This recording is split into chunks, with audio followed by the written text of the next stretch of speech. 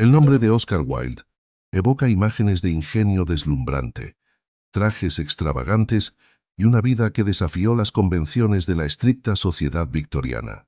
Pero detrás de la fachada de la celebridad, el dramaturgo y novelista irlandés ocultaba un profundo anhelo de belleza y verdad, y una vulnerabilidad que al final lo llevó a la ruina.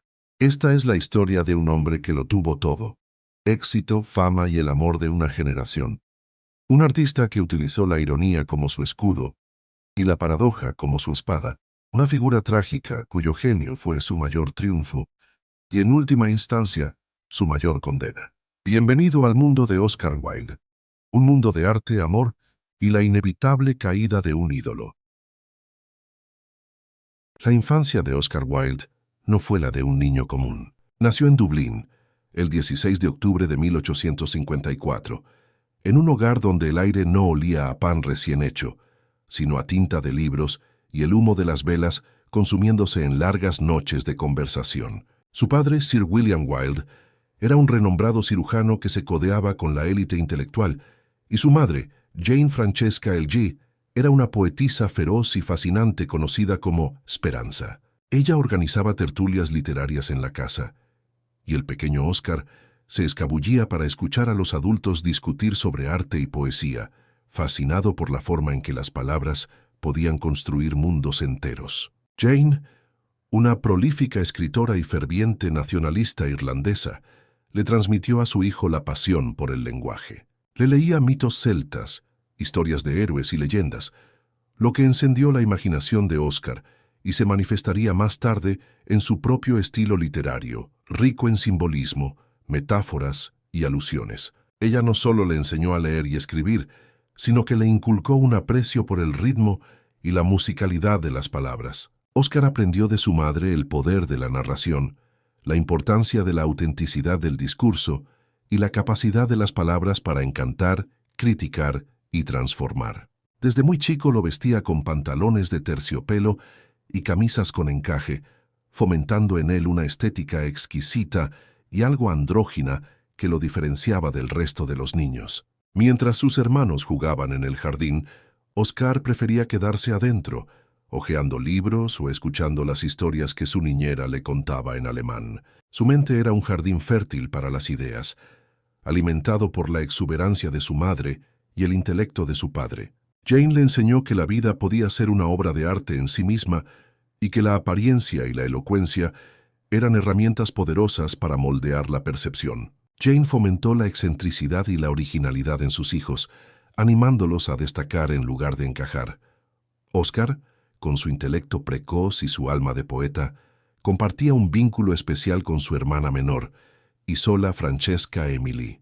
Ella era una niña frágil y etérea, casi como un personaje de los cuentos de hadas que tanto le gustaba leer. Juntos, se escapaban a su propio mundo de fantasía, un refugio de la pomposidad de la vida adulta que los rodeaba. Sin embargo, ese mundo se rompió en 1867. Isola, con apenas 9 años, enfermó. Los doctores de la época no sabían cómo combatir la meningitis, una enfermedad que consumía el cuerpo con una fiebre ardiente y que a menudo era fatal. Oscar, con solo 12 años, la vio apagarse lentamente. El hogar, que antes resonaba con las voces de poetas y las risas de la familia, se llenó de un silencio doloroso. La muerte de Isola no fue un evento más en su vida, fue una herida profunda que lo marcó para siempre. El pequeño Oscar, que ya tenía una sensibilidad inusual, quedó devastado. Él mismo conservó un mechón de su cabello en un sobre en forma de corazón y escribió un poema en su memoria, que revela el profundo amor que le tenía. El refugio en la literatura y la construcción del ser.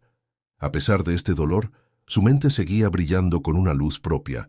En la Portora Royal School de Enniskillen, Oscar no era el más atlético ni el más popular, pero su ingenio y su elocuencia lo distinguían. Sus compañeros lo admiraban, cautivados por sus historias y su manera única de ver el mundo. En una época en que se valoraba la fuerza física y la destreza, él destacaba por su agudeza mental y su amor por los clásicos.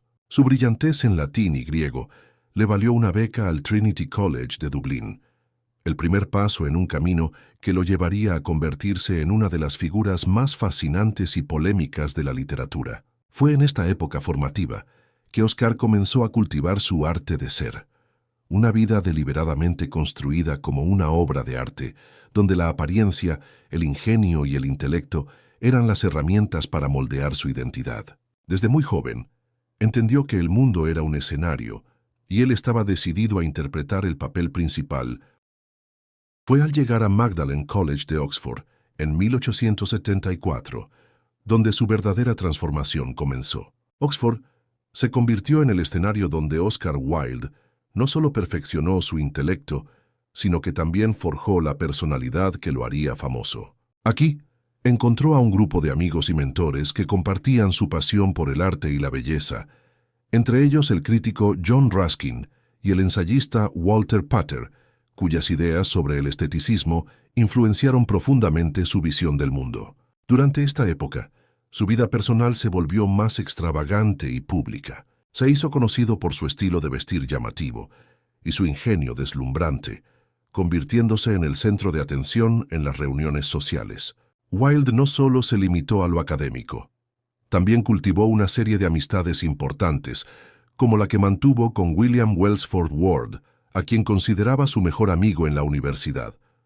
A pesar de los chismes y las críticas de algunos de sus compañeros, que lo veían como un excéntrico, Wilde no temía destacar y desafiar las normas. Su meta, como él mismo admitiría más tarde, era alcanzar el éxito, la fama o incluso la notoriedad. Sus años en Oxford culminaron en un triunfo académico, con su graduación con los máximos honores y la obtención del prestigioso premio Newdigate por su poema Ravenna. En estos años de formación, Wilde no solo desarrolló su talento literario, sino que también construyó su imagen pública como un dandy, una figura que valoraba la belleza, la conversación y el arte por encima de todo, preparando el camino para su ascenso a la fama en la sociedad londinense. Tras su graduación, el joven Oscar Wilde abandonó la tranquilidad de Oxford para conquistar la efervescente metrópolis de Londres, un escenario digno de su ambición. Era el año 1878, y la ciudad se erigía como la cúspide del imperio. Pero Wilde no buscaba un puesto en su maquinaria, quería reinar en el panteón de las artes. Se movía entre salones con la fluidez de un maestro de ceremonias. Su ingenio brillante y su apariencia extravagante eran una declaración de intenciones. No solo escribía, actuaba. Su propia vida era una obra de arte. Con su primer libro, Poemas, y su aclamada gira de conferencias por América, Wilde se hizo un nombre, no solo como poeta, sino como el epítome del dandy, un profeta de la belleza en una sociedad que a menudo la ignoraba. En 1884, en un aparente acto de domesticidad, se casó con la encantadora Constance Lloyd, y de esa unión nacieron sus dos hijos, Cyril y Vivian. En su hogar en Tite Street, Wilde parecía haber encontrado el equilibrio perfecto. El genio público convivía con la felicidad privada. Escribió sus conmovedores cuentos de hadas como El Príncipe Feliz, y parecía tenerlo todo: fama, fortuna y una familia perfecta. Pero esta fachada de perfección era frágil, un decorado que ocultaba una vida interior, en busca de una conexión más profunda, una que desafiaba las estrictas normas de su tiempo. El destino, en la figura de un joven aristócrata de belleza arrebatadora llamado Lord Alfred Bossy Douglas, entró en su vida en 1891, el poeta y el dandy, una pasión que lo destruyó todo. La historia de Oscar Wilde y Lord Alfred Douglas, a quien Wilde llamaba cariñosamente Bossy, no fue solo una relación prohibida, fue un huracán que arrasó con la vida del genio de su época. El encuentro de ambos, ocurrido en 1891, fue una colisión de mundos. Wilde, ya en la cima de su fama, con su ingenio pulido y su figura de dandy perfecto, y Bossy, un joven aristócrata de belleza arrebatadora y temperamento volátil, que admiraba a Wilde y su arte con la fervorosa pasión de un seguidor. Lo que comenzó como una admiración intelectual, rápidamente se transformó en una relación intensa y clandestina, un torbellino de amor, arte y peligro. Para Wilde, Bossy no solo era su amante, sino también una musa. Su inexperiencia, su belleza efímera y su desprecio por las normas sociales fascinaron al escritor, quien encontró en él la encarnación de la juventud y el vicio que tanto había explorado en su obra. Muchos dirían después que Bossy fue el Dorian Gray de carne y hueso que entró en la vida del escritor. Wilde mismo, deslumbrado por su juventud, lo vio como la materialización de aquello que había soñado, un ideal estético, un amante y una inspiración. La relación con Bossy no solo agitó su mundo personal, también iluminó con una luz casi profética la novela que había escrito poco antes, como si al crear a Dorian hubiera abierto la puerta para que su propio destino se confundiera con el de su personaje. El encuentro con Bossy convirtió lo literario en experiencia real. Lo que en el retrato de Dorian Gray era advertencia y metáfora, en su vida se transformó en pasión, escándalo y ruina. Y es imposible no pensar que, de alguna manera, Wilde ya había escrito su propio destino antes de vivirlo. Wilde colmaba a Bossy de regalos, cenas suntuosas y una atención que el joven poeta anhelaba. Pero esta pasión tenía un lado oscuro. Bossy era caprichoso, demandante y a menudo cruel.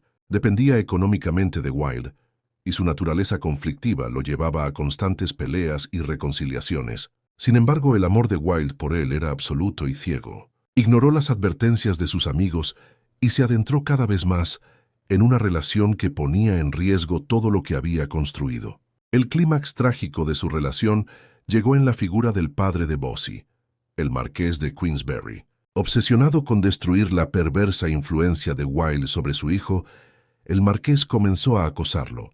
En un acto de arrogancia juvenil y desesperada lealtad, Bossy convenció a Wilde de que demandara al marqués por difamación. El juicio no fue una batalla legal, sino un circo público que expuso la vida privada de Wilde y lo humilló ante la sociedad que antes lo había idolatrado. El juicio, que se inició en abril de 1895, no fue un simple caso legal, sino una confrontación épica entre el genio y el moralismo de la era victoriana.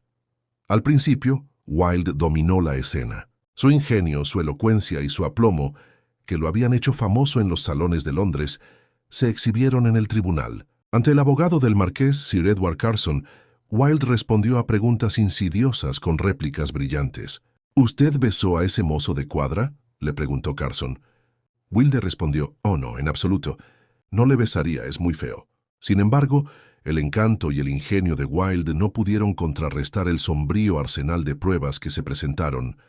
Testimonios de jóvenes que relataban sus encuentros, cartas de amor incriminatorias y un retrato de su vida privada que la estricta sociedad de la época consideraba escandaloso. El juicio por difamación se volvió contra él. Al ver que sus posibilidades de ganar eran nulas, Wilde retiró la demanda, pero ya era demasiado tarde. El marqués de Queensberry, ahora libre de cargos y las pruebas expuestas en el tribunal, se convirtieron en la base para el siguiente y devastador paso. Apenas unas horas después de que el jurado declarara al marqués inocente, se emitió una orden de arresto contra Wilde. El segundo juicio por los cargos de indecencia grave y sodomía fue un espectáculo mucho más sombrío. El público, que antes había sido su admirador, se volvió en su contra. La prensa lo condenó. En el estrado, Wilde no era ya el dandy seguro de sí mismo, sino un hombre acorralado. El jurado no logró llegar a un acuerdo, lo que condujo a un tercer y último juicio. En la corte, Wilde dio un discurso desesperado pero elocuente sobre el amor que no osa decir su nombre, pero sus palabras no bastaron. El 25 de mayo de 1895, el jurado lo declaró culpable. La sentencia dictada por el juez Sir Alfred Wills fue brutal. 2 años de trabajos forzados, la pena máxima. El juez dijo: «No tengo la menor duda de que la sentencia que he dictado es totalmente inadecuada para el terrible delito que usted ha cometido. Debe ir al límite de lo que la ley permite». El hombre que una vez fue el alma de Londres se desplomó. Fue despojado de su genio, su riqueza y su libertad, convirtiéndose en el más famoso prisionero de Inglaterra. El juicio no fue solo la caída de un hombre, sino un trágico recordatorio del poder destructivo de la hipocresía social. Después del juicio, el destino de Oscar Wilde se selló. Lo que siguió fue un periodo de humillación, sufrimiento y, finalmente, la muerte de una de las mentes más brillantes de su época. La sentencia y el encarcelamiento. Tras ser declarado culpable, Wilde fue condenado a 2 años de trabajos forzados. El 25 de mayo de 1895, el hombre que una vez fue el alma de la sociedad londinense, fue sentenciado a la pena máxima por indecencia grave. Esta condena lo llevó a la prisión de Reading, una de las más duras de Inglaterra. Allí fue sometido a un régimen de brutalidad y degradación. La vida en la cárcel, con la monotonía de los trabajos forzados, la dieta escasa y el trato inhumano, cobró un alto precio en su salud física y mental. Perdió peso. Su vista se deterioró y su espíritu, una vez tan vivaz, se quebró. A pesar del tormento, la cárcel no silenció por completo su genio. Fue en el aislamiento de su celda donde escribió su obra más profunda y personal, De Profundis. Se trata de una larga carta dirigida a Lord Alfred Douglas, en la que reflexiona sobre su vida, su caída y el amor que los unía. Es un documento de una honestidad brutal, donde asume su responsabilidad en la tragedia, pero también lamenta la influencia destructiva de Bossy. Además, después de su liberación, escribió La balada de la cárcel de Reading, un poema que narra la ejecución de un preso en la prisión. Este trabajo se distingue por su tono sombrío y su compasión por los marginados, mostrando una sensibilidad social que la sociedad victoriana no había visto en él antes. El hombre que salió de la cárcel. El 19 de mayo de 1897, Wilde abandonó la prisión de Reading como un hombre físicamente destrozado. La brutalidad de los trabajos forzados y la desnutrición habían cobrado un alto precio. Su cuerpo, que antes había sido la encarnación del dandy, estaba marchito y su salud se había deteriorado gravemente. Su espíritu, sin embargo, estaba aún más quebrado. La soledad y la humillación lo habían dejado en un estado de melancolía profunda del que nunca se recuperó del todo. El exilio y el aislamiento. Con su reputación aniquilada y sus bienes embargados, Wilde no tenía más remedio que dejar Inglaterra para siempre. Cruzó el Canal de la Mancha y se instaló en Berneval-le-Grand, una pequeña localidad costera de Francia. Allí, bajo el seudónimo de Sebastian Melmoth, intentó reconstruir su vida, pero la sombra de su pasado lo seguía a todas partes. Sus antiguos amigos lo rechazaron. Su esposa, Constance, le prohibió ver a sus hijos y él mismo se negaba a regresar a la escritura, a excepción de su sombrío poema, La balada de la cárcel de Reading. A pesar de sus intentos por vivir una vida tranquila, el amor de Wilde por Lord Alfred Douglas persistía. En contra de las advertencias de sus amigos y los ruegos de su esposa, se reunió con Bossy en Italia. Esta reunión, sin embargo, fue efímera y solo sirvió para confirmar que su relación ya no era posible. Las discusiones y los problemas financieros volvieron a arruinar su paz, obligándolo a separarse nuevamente de él. Pasó sus últimos años vagando por París, a menudo en la pobreza, dependiendo de la generosidad de unos pocos amigos leales, como Robert Ross. Se refugió en el alcohol y su salud, ya frágil, se deterioró aún más. En noviembre de 1900, una infección crónica de oído se convirtió en meningitis y su cuerpo ya no pudo resistir más. El 30 de noviembre de 1900, en una habitación de hotel modesta en París, Oscar Wilde murió a los 46 años. Según se cuenta, sus últimas palabras, pronunciadas en la agonía, fueron: «El papel pintado y yo estamos luchando un duelo a muerte. Uno de los dos tiene que irse». Su muerte puso fin a una vida que, aunque trágica, se ha convertido en una leyenda, un poderoso recordatorio del genio y la vulnerabilidad del artista en un mundo que a menudo no está preparado para la belleza que él mismo crea. Cuando pensamos en Oscar Wilde, no podemos evitar la ironía. Un hombre que hizo del ingenio su escudo y de la belleza su religión, acabó arruinado por su propia sinceridad. Su vida, en esencia, fue una tragedia griega contada con un lenguaje de comedia. Su caída no solo fue un evento personal, fue el momento en que una sociedad se miró en el espejo y no le gustó lo que vio. El juicio de Wilde fue, en realidad, el juicio a una época que, bajo su elegante fachada, escondía una brutal intolerancia.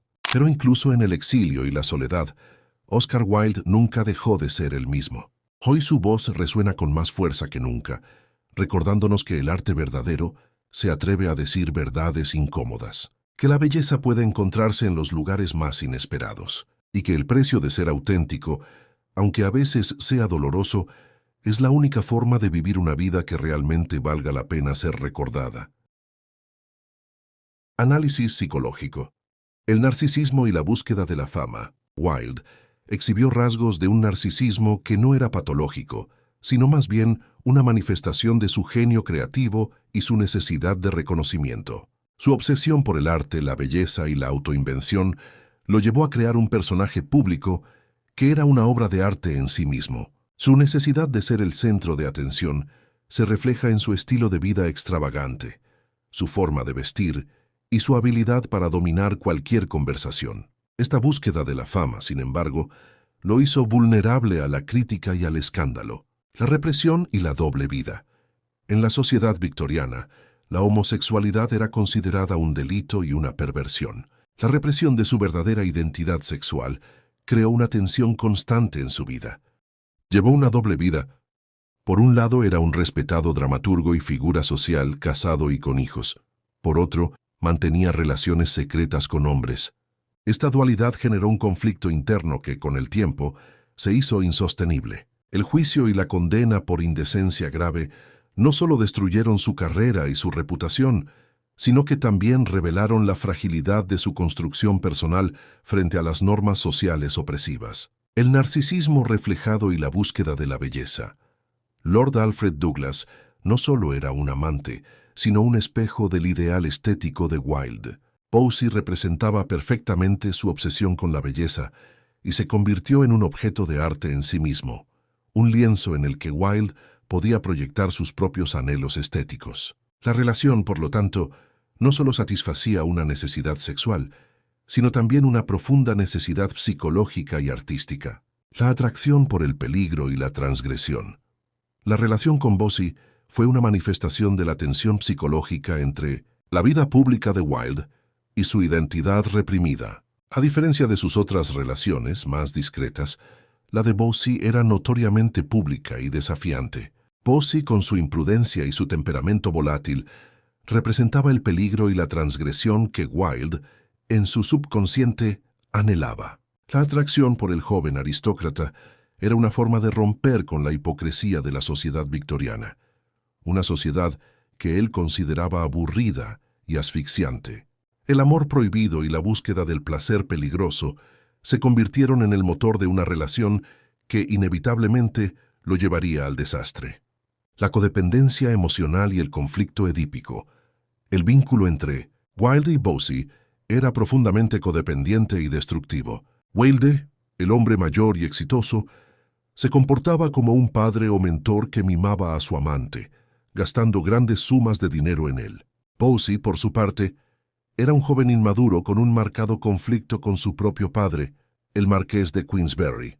Wilde, al entrar en conflicto directo con el marqués, se vio inmerso en una dinámica familiar disfuncional, en la que asumió el papel del rival del padre. Esta triangulación, cargada de resentimiento y rivalidad, se convirtió en una trampa de la que Wilde no pudo escapar.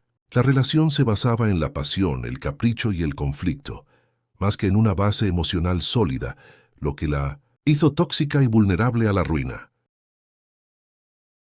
El encarcelamiento en Reading Gaol fue un golpe devastador. La humillación, la soledad y las duras condiciones de la prisión lo llevaron a un estado de profunda depresión y sufrimiento. Sin embargo, este periodo también fue un catalizador para la introspección y la transformación. Su obra De Profundis es un testimonio psicológico de su caída, su arrepentimiento y, en última instancia, su búsqueda de redención. En ella se analizó a sí mismo y a la sociedad que lo condenó, demostrando una notable capacidad de resiliencia y autoanálisis. A pesar de su posterior muerte en la pobreza, su legado psicológico radica en la forma en que su vida y obra ilustran la lucha entre la autenticidad individual y las convenciones sociales. Oscar Wilde vivió en un tiempo que no estaba preparado para su ingenio ni para su libertad.